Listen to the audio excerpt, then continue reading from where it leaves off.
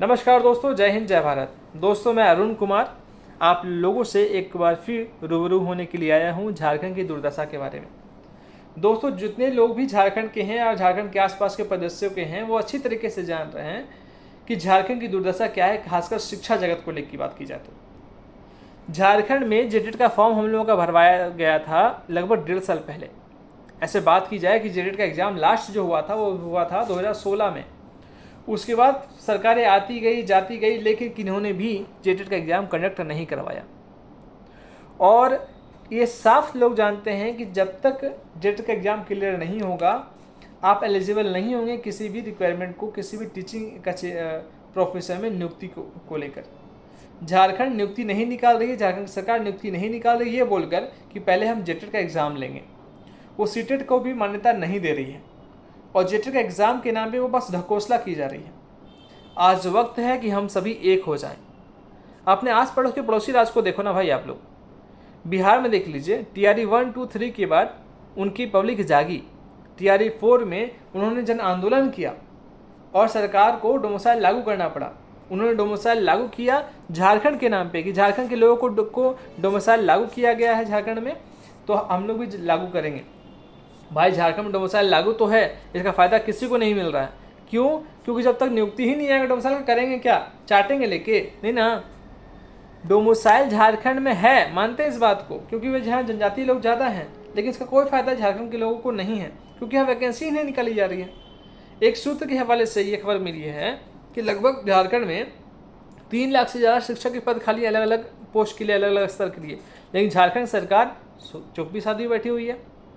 1.5 साल पहले झारखंड सरकार ने एक कड़ा कदम उठाया, जेटेट का एग्ज़ाम लेंगे, वो क्लियर कर दिया। इसका सारा जिम्मेदारी दिया गया जैक बोर्ड को, है ना। जैक बोर्ड क्या की, सिलेबस इतना बड़ा निकाल दी कि सिलेबस अगर आप पढ़ोगे तो ऐसा लगेगा कि भाई ये टीचर रिक्वायरमेंट एग्जाम का नहीं है, ये यूपीएससी के स्तर का है। कहो तो यूपीएससी से भी ज़्यादा बड़ा सिलेबस सरकार द्वारा जारी कर दी गई, जैक द्वारा जारी कर दी गई।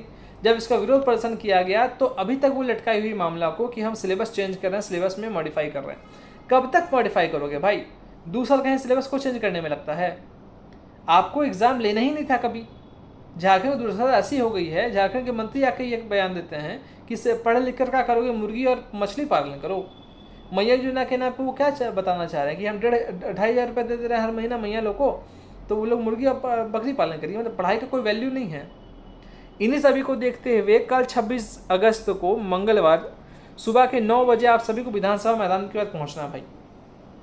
हम लोगों ने एक जन आंदोलन किया है, अब सभी को एकजुट होना होगा। जितने भी यूट्यूब चैनल भी अगर मुझे देख रहे हैं, अगर मेरी वीडियो उन तक अगर पहुँचाइएगा, अगर आप लोग के पास वो सोर्स होगा तो ठीक है। हम सभी को एक होना पड़ेगा। आप बिहार का अच्छा उदाहरण ले सकते हो। बिहार में डोमिसाइल लागू हो गया है, बिहार में एक से एक रिक्वायरमेंट आ रहा है। अब ये मत बोलिएगा कि चुनाव इसलिए आ रहा है, चुनाव से पहले भी उन्होंने रिक्वायरमेंट दिया है, अच्छा खासे लोगों को पोस्ट दिया है, वैकेंसी निकाली गई है। झारखंड में क्या है, केवल तू मैं करके आपस में ही नेता लड़ जा रहे हैं।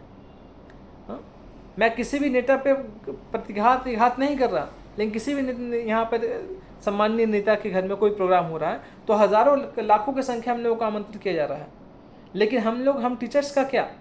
आज एकजुट हो।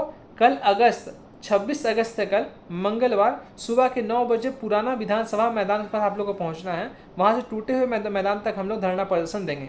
इसकी अनुमति ले ली गई है। हम लोग कोई जन आंदोलन नहीं कर रहे हैं, उसमें कोई हिंसा का प्रयोग नहीं किया जाएगा। ये शांतिपूर्ण मार्च है। हम लोग बस वहाँ धरना देंगे अपनी बातों को सरकार तक पहुँचाने के लिए कि हम पे भी सरकार थोड़ा सा ध्यान दे दे। आप सभी का समर्थन चाहिए भाई। जितने भी ग्रुप हैं टीचर वाले, सब में इसको शेयर कीजिए, ठीक है। हम लोगों ने साइन करवा लिया है प्रदर्शन को लेकर, तो कोई ये जन आंदोलन नहीं है या फिर कोई मारपीट वाला आंदोलन नहीं है, उसके लिए टेंशन फ्री रहिए आप लोग, ठीक है।